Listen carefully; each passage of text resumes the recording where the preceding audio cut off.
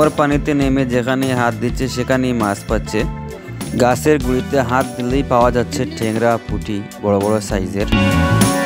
শুধুমাত্র জাল ছাড়া হাতের সাহায্যে কি করে এত সুন্দর করে মাছ ধরতে হয় এই ভাইটিকে না দেখলে হয়তো বোঝাই যেত না। হাতের সাহায্যে সে পুঁটি, ট্যাংরা বড় বড় সাইজের মাছ ধরতেছে।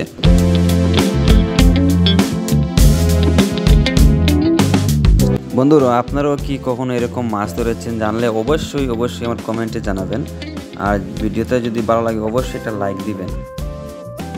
কি সুন্দর মাছ ধরতেছে কোমর পানিতে নেমে। এই দেখেন একটা মাছ ধরেছে। আসলে ওর মাছ ধরা দেখে আমারই আসলে মাছ ধরতে নেমে যেতে ইচ্ছা করতেছে।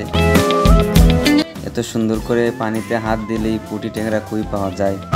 তো আমি ভেরি এক্সাইটেড ছিলাম আর ভিডিও করতেছিলাম আপনাদের জন্য। ভিডিওটা কেমন হয়েছে অবশ্যই কমেন্টে বলবেন এবং কে কোথা থেকে দেখতেছেন কমেন্টে জানাবেন।